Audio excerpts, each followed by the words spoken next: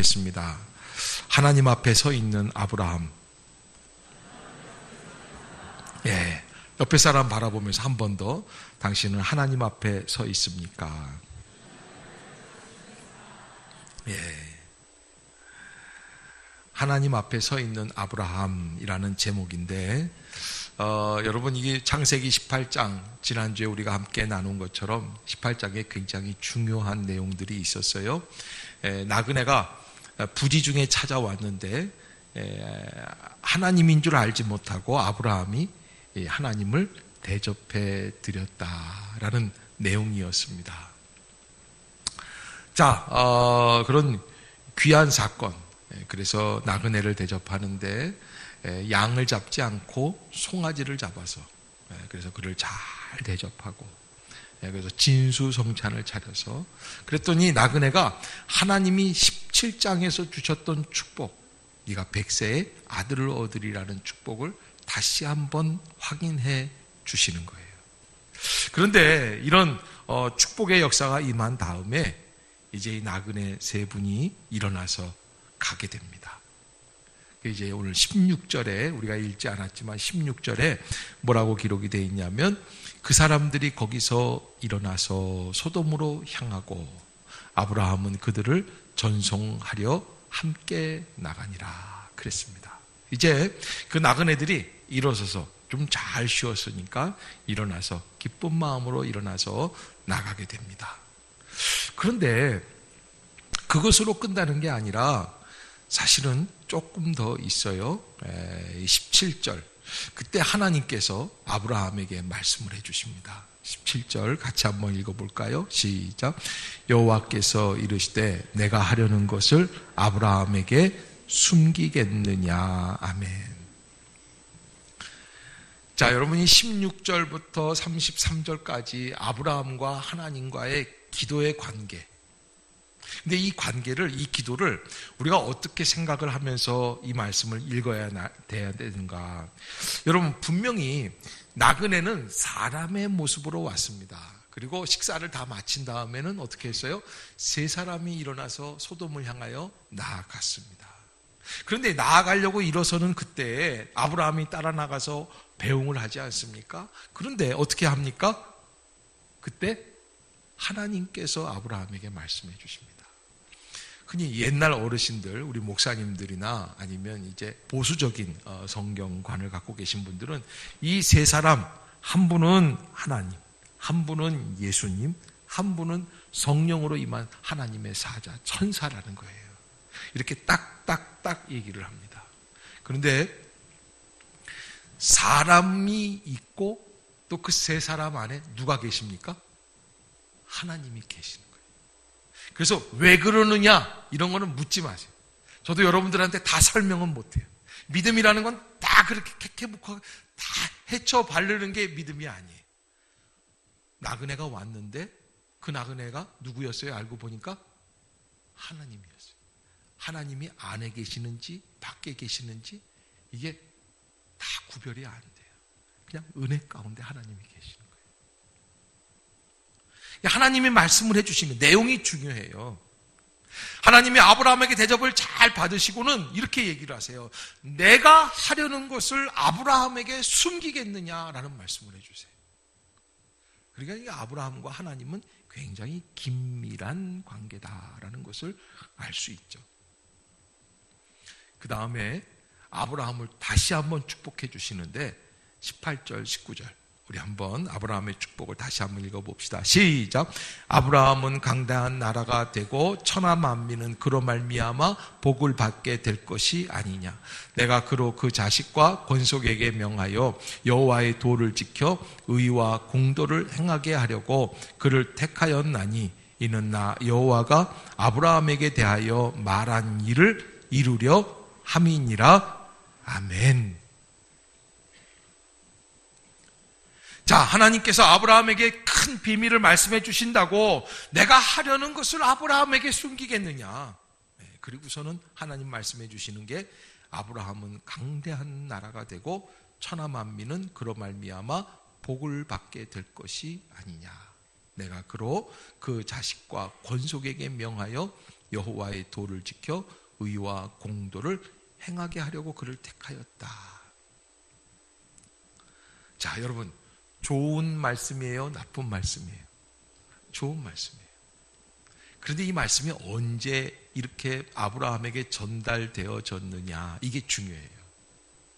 왜냐하면 사람들이 거기서 일어나서 소돔으로 향하여 가고 아브라함은 그를 전송하려고 나갔어요. 끝났어요? 안 끝났어요? 이제 끝난 거예요. 그런데 끝났다고 다 끝난 게 아니에요. 그렇게 해서 끝난 줄 알았는데, 여러분 그럴 때 있잖아요. 저는 이제 동문회 같은 때 이렇게 가보면 뭐 신학대학교 동문회니까 모이면 그냥 기도하고, 나이 많은 목사님 한 분, 제일 우리 동기 중에서 나이 많은 목사님 좀 나오셔서 기도해 주세요. 그리고서는 이제 누가 회장이든지 누가 말씀을 좀 전하고, 그리고서는 한 사람 한 사람씩 이제 자기 근황 얘기를 해주고, 그리고 오늘은 아무개 목사님이 밥 삽니다. 그러면 같이 밥 먹고 헤어지는 거예요. 거기까지 내용은 비슷해요. 어느 모임이나 가면 되게 그렇지 않습니까? 그런데 그 다음이 중요해요. 밥 먹고 가려고 그러는데 오랜만에 만난 친구, 아주 먼 지방에서 온 친구가 있다든지, 아니면 예전에 같이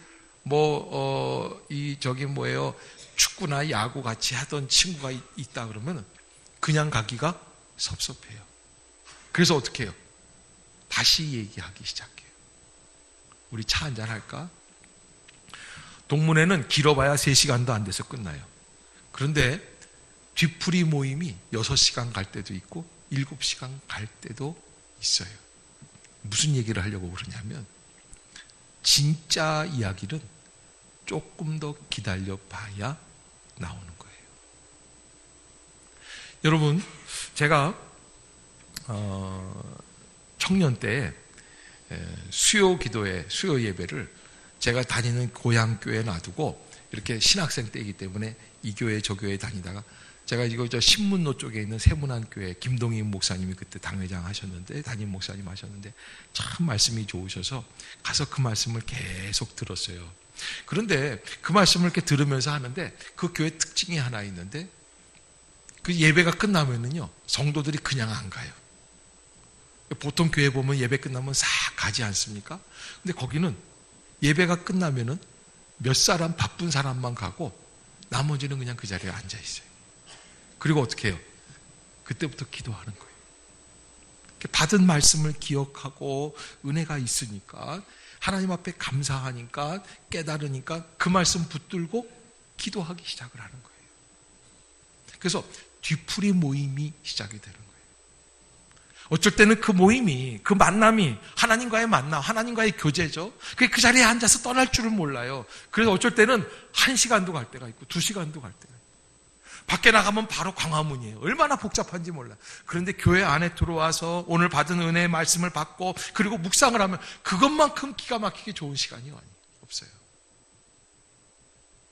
아브라함이 그래서 오늘 본문에서 뭐라고 그러냐면 22절 한번 보겠습니다. 아브라함이 어떻게 했느냐? 시작. 그 사람들이 거기서 떠나 소돔으로 향하여 가고 아브라함은 여호와 앞에 그대로 섰더니. 아멘. 따라해 봅시다. 아브라함은 여호와 앞에 그대로 섰더니. 여러분, 저는 그래서 기도가 뭐냐고 말씀을 드리면, 기도는 하나님 앞에 그대로 서 있는 거다. 그대로 서 있는다는 게 뭐예요? 오늘 좋은 대접을 하나님께 해드렸어요. 하나님으로부터 축복의 말씀도 받았어요. 그런데 그냥 빠이빠이 하고 딱 끝나는 게 아니에요. 은혜는 받았지만 드릴 말씀이 있으니까, 아직 다 못다한 이야기가 있으니까 그 주님을 붙잡고 그대로 서 있는 것, 주님 앞에 있는 것, 그것이 기도인 줄로 믿습니다. 하나님 앞에 서 있으십시오.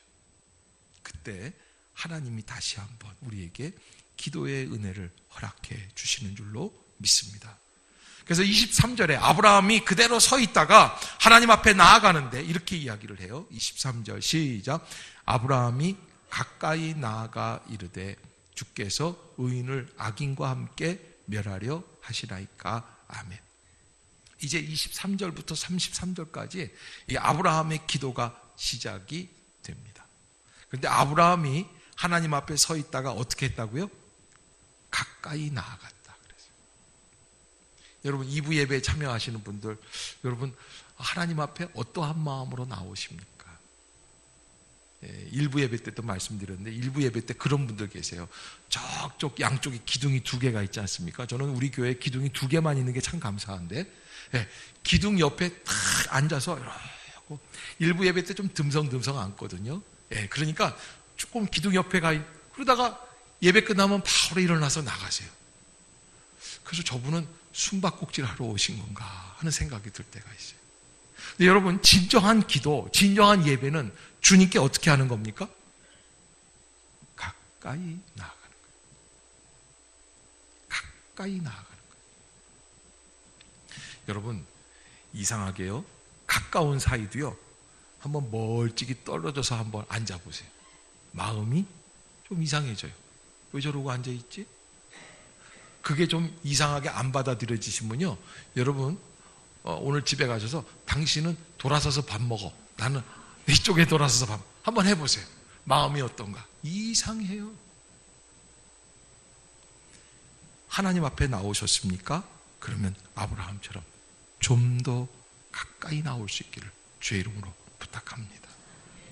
여러분 앉는 자리부터 조금씩 좀 좁혀보세요. 하나님 앞에 더 가까이 나와보세요. 그래서 하나님이 뭐 이 정면에 딱 계시고 가까이 나오는 사람들, 이거 어떤 분들은 부흥사 강사 목사님들이 뭐라 그러냐면 앞자리는 금자리, 또 뒷자리는 은자리, 저 뒤 맨 뒷자리는 동자리, 뭐 이렇게 얘기를 하는데 그런 생각을 하지 마시고, 내가 좀 더 가까이 가서 말씀을 들을까? 내가 좀 더 목사님 얼굴을 좀 바라보면서 말씀을 들을까? 그런 마음으로. 오늘도 걷는다마는 정처 없는 발걸음이다. 뭐 이런 마음 말고 조금 더 가까이. 여러분 아브라함이 하나님 앞에 좀 더 가까이 나아갑니다. 이제부터 기도가 시작이 됩니다. 무슨 기도를 하려고 합니까? 사실 아브라함은 더 기도할 필요가 없습니다. 왜냐하면 그는 사람이 들을 수 있는 최고의 축복을 받았습니다. 여호와께서 내가 하려는 것을 아브라함에게 숨기겠느냐 말씀하시고, 아브라함은 강대한 나라가 되고 천하 만민은 그로 말미암아 복을 받게 될 것이고, 내가 그로 그 자식과 건석에게 명하여 여호와의 도를 지켜 의와 공도를 행하게 하려고 그를 택하였다. 이는 나 여호와가 아브라함에게 대하여 말한 일을 이루려 함이니라. 하나님이 약속해 주신 것을 아브라함을 통하여 이루어 주시겠다고 하시는 귀한 약속입니다. 얼마나 더 큰 축복이 있겠어요. 그런데 아브라함이 하나님을 놓지 않습니다.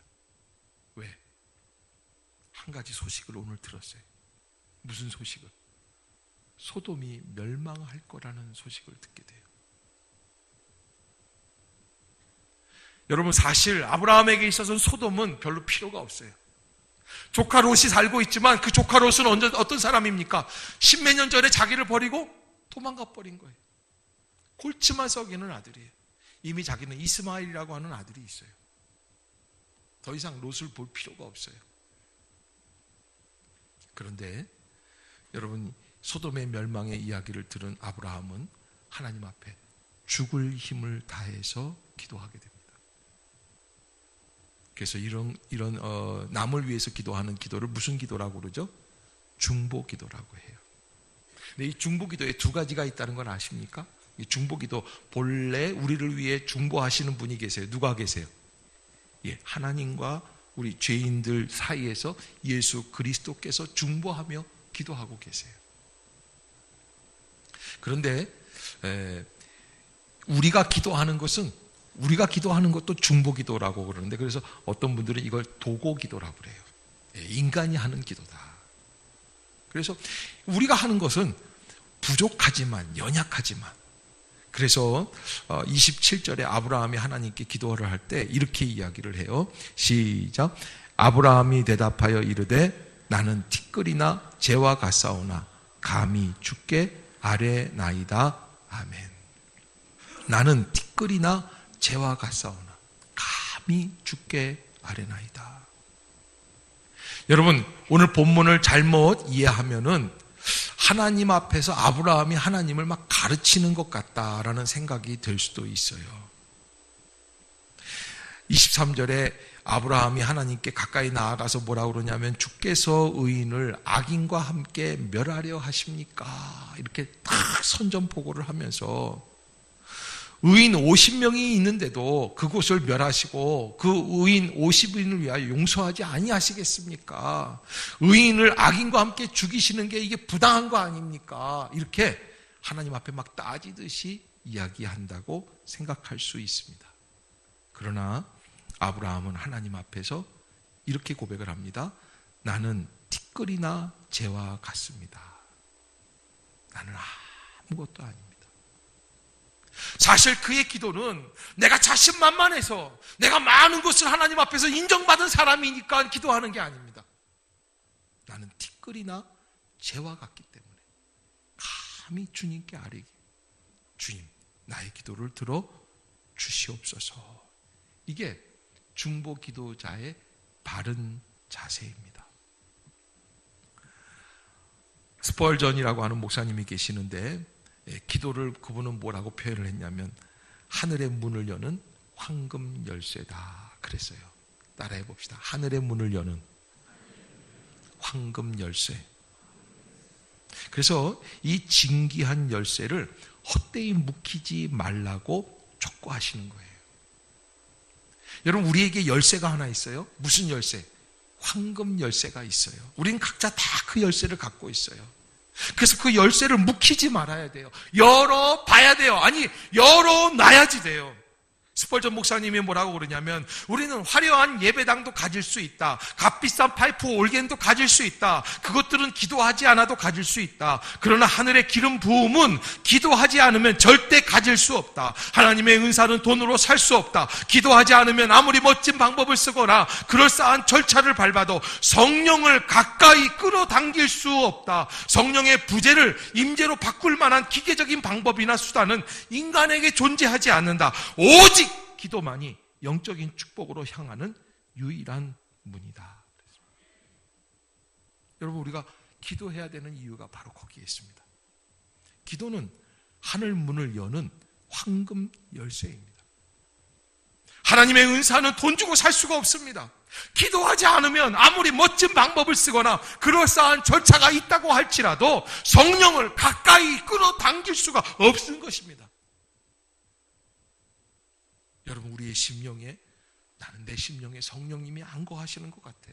성령의 부재를 임재로 바꿀 수 있는 기계적인 방법은 인간에게 없다는 거예요. 오직 기도만이 가능한 줄로 믿습니다. 그러게 사랑하는 성도 여러분, 우리가 지금은 마땅히 기도해야 될 때인 줄로 믿습니다. 기도하러 나아가야 합니다. 엊그제 어떤 집사님 네 분을 만났는데 그러시더라고요. 목사님, 저희들 기도 대행진에 넣어주셔서 감사합니다. 그러면서 오래간만에 직장에 나가는 아빠가 와서 함께, 그래서 가족까지 다 데리고 나왔대요. 그래서 가족이 함께 나와서 기도를 하고 가는데 너무 은혜가 되었다고. 남자들은 10분만 기도하면 기도할 게 없죠. 예, 하나님 안녕하세요. 잘 있으셨어요? 저희 안녕히 계세요. 그러고서 나가고 싶은 게 우리의 마음인데, 여러분, 이게 기도실 우리 4층 이 잠옷실을 쓰고 있거든요. 거기에 다 가보면 이제 기도 이 제목들이 다 있고 기도 책자를 다 만들어 놨어요. 그래서 쭉 읽으면서 기도하게끔 돼 있고 그 순서대로만 하면은 한 1시간 반 정도 이렇게 기도할 수 있습니다. 여러분, 우리에겐 기도가 필요합니다. 기도가 있어야만 합니다.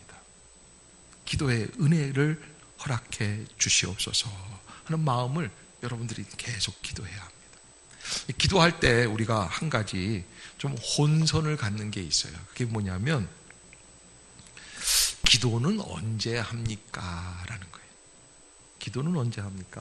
여러분, 그 기도하는 타임에 대해서 우리가 어떻게 생각을 하냐면 그런 거는 좀 자연스럽게 되어야 한다라고 생각들을 해요. 자연스럽게. 자연스러운 게 뭐예요? 봄이 오면 또 여름이 오고 뭐 이런 식으로 내가 애쓰지 않는데 그냥 자연스럽게 지나간다고 생각해요. 그런데 여러분, 애쓰지 않는데 자연스럽게 오는 건 하나도 없어요. 봄이 오기 위해서 겨울에 얼마나 고생을 했어요. 얼마나 봄을 고대했어요. 빨리 봄이 왔으면 좋았겠다, 그런 마음으로 기다리는 게 아니에요. 여러분, 애쓰지 않는데 자연스럽게 이루어지는 거 이 세상에 하나도 없어요. 기도가 마찬가지예요. 여러분, 우리는요, 하나님 앞에 나아가서 기도하는 마음이 그냥 자연스럽게 열려질 거라는 기대를 갖고 있어요. 막연하게. 마치 버스 정류장에서 옛날에 하얀 칼라단 여학생 교복을 입고 있는 예쁜 여학생 만나면 괜히 마음이 두근거리고 마음이 열리는 것처럼. 그런데 여러분, 담임 목사가 여러분들에게 기도합시다라는 설교를 하는 것, 이게 자연스러운 방법인 줄로 믿습니다. 이 기도해야 될 때예요. 기도하러 나와야 할 때예요. 기도하면 하나님의 음성을 들을 수 있게 됩니다. 나라와 민족을 위해서, 가정을 위해서, 사업장을 위해서, 직장을 위해서, 교회를 위해서, 이웃들을 위해서, 아픔을 갖고 있는 자들을 위해서 기도해야 될 때예요.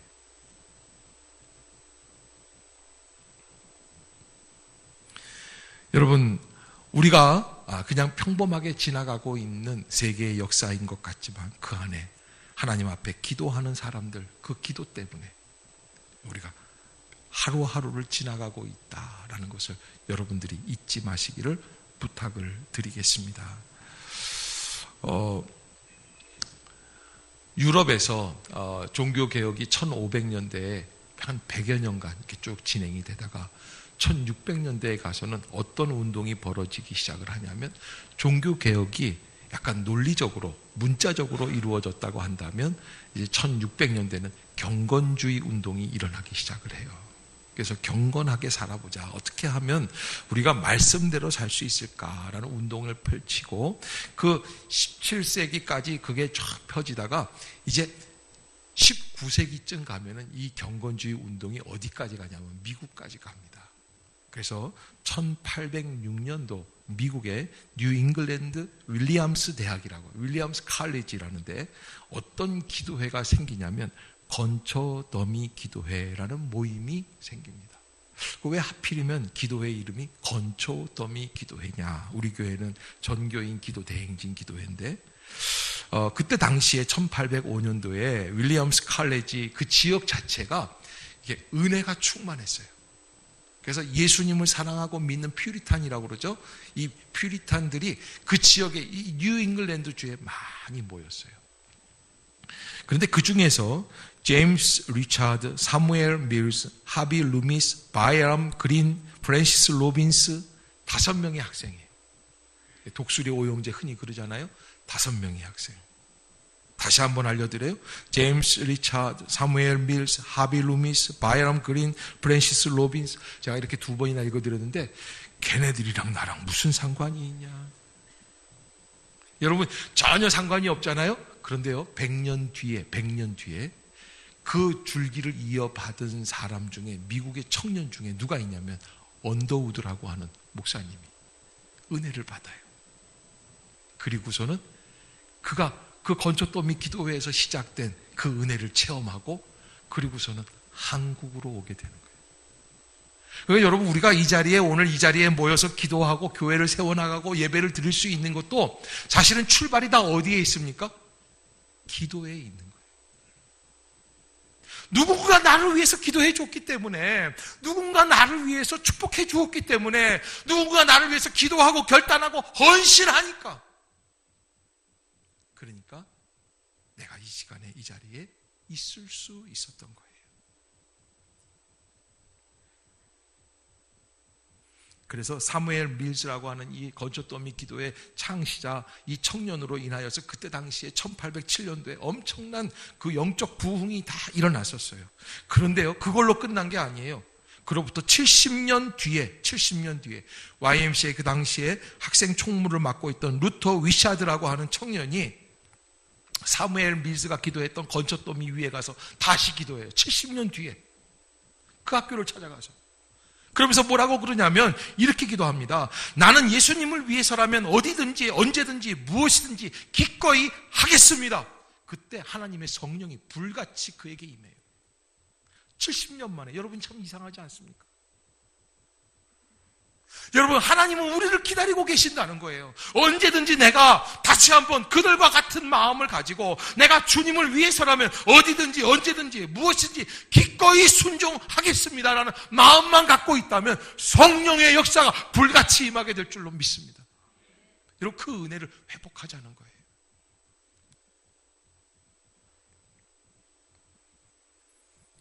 그 두 번째 70년대, 1870년대 다시 한번 그렇게 기도하는 그 역사를 통하여서 어떤 일들이 벌어졌느냐. 여러분, 그해 여름에 89개 대학에서 청년 250명이 모였는데 그때 피어슨이라고 하는 박사가 모든 사람이 모든 곳으로 가라. All should go and go to all이라고 그랬어요. 무슨 얘기냐면 모든 사람들이 가서 복음을 증거해야 된다는 거예요. 어디든지 가서. 그때 이 말씀을 듣고 100명 이상 되는 학생들이 선교사가 되기로 결정을 하고 선교사로 파송받고 선교사의 시대를 열어가는 점화점이 되는 줄로 믿습니다. 그래서 선교가 2만 명이 넘는 선교사들이 파송되기 시작했던 거예요. 사랑하는 성도 여러분, 하나님의 역사는 기도의 능력을 통하여 이루어지게 되어 있습니다. 하나님은 아브라함과 대화하셨어요. 기도하셨습니다. 여러분, 그 기도를 잊지 마시기를 주의 이름으로 부탁합니다. 우리도 다시 한번 그 기도의 자리로 나아가야 할 때입니다. 1950년도에 6.25가 일어나고 7월 2일 벌써 3주도 안 됐는데 전 국토가 다 공산군들이 점령하는 그런 어려움이 있었습니다.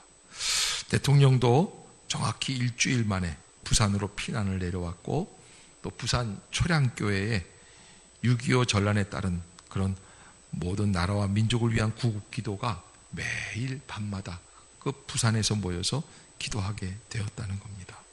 그때 대통령이 초량교회에 모여있는 목사님들, 저 북한의 이북에서 온 목사님들이나 모든 전국에서 모인 목사님들에게 부탁을 했는데 이게 7월 2일 날 UN 참전 회의를 결정하게 됩니다.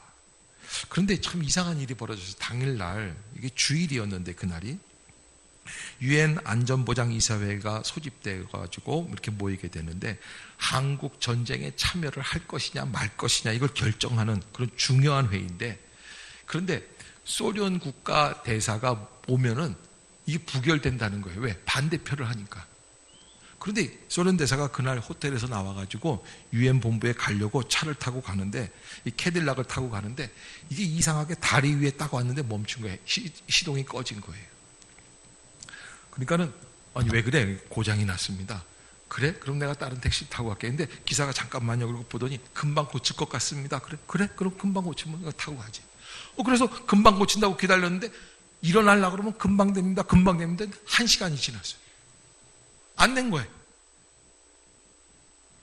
그 사이에 UN 안전보장이사회가 딱 열렸는데 소련 대사가 안 온 걸 보고 일부러 자기네가 전쟁을 일으켰으니까 안 오는구나, 그렇게 생각을 하고 그냥 UN 군들이 한국 전쟁에 참여하기를 결정을 하고 회의를 끝내버렸어요. 소련 대사가 들어가니까 끝난 거예요. 여러분, 이런 게 있어요? 우연의 일치겠지요. 목사님, 그게 너무 억측 아닙니까? 그럴 수 있는 거 아닙니까? 뭐 어떤 정치적인 외교술이 아닙니까? 라고 말할 수도 있을 거예요. 그런데 그 시간에 우리는 뭐 하고 있었어요? 기도하고 있었어요. 그런데요, 여러분, 그 기도만 있었던 게 아니에요. 사실은 또 다른 기도가 있었어요. 그로부터 한 40-50년이 지난 다음에요, 1997년도에 UN 그 안전보장이사회에서 쓰는 투표함이 있지 않습니까? 낡아가지고 바꾸려고 이걸 들고 나가가지고서는 헌금함처럼 생긴 그 투표함을 들고 나가서 이제 뽀겠어요. 버리니까. 근데 이게 척 여니까 그 안쪽에 쪽지 하나가 이렇게 붙어 있어요. 이 보니까 그 투표함 만든 사람이 거기다가 쪽지를 하나 붙여놓은 거예요. 이렇게 붙여놨어요. 주여, 이 안전보장이사회에서 이루어지는 모든 결정이 하나님의 뜻에 합당하게 결정이 되어 인류 역사에 이루어지는 모든 뜻이 하나님의 올바른 뜻대로 이루어지기를 기도드립니다. 아멘. 자, 여러분, 기독교에는 우연이 많습니다. 근데 그 우연이 있는 곳마다 필연적으로 있는 게 있습니다. 기도예요. 하나님 앞에 드리는 기도예요. 아브라함이 소돔을 위해서 하나님 앞에서 의인 50명이 있을지라도 또 거기에 5명 빼고 45명, 아니 40명, 30명, 20명, 10명, 마침내 소돔은 멸망했지만 그래도 아브라함이 그렇게 주님 앞에 간절히 부르짖으며 기도하면서 가까스로 살아남은 사람들이 롯의 가정들이었다라는 것입니다. 여러분, 기도하면 달라집니다. 기도하면 살 길이 열립니다. 기도하면 응답해 주십니다.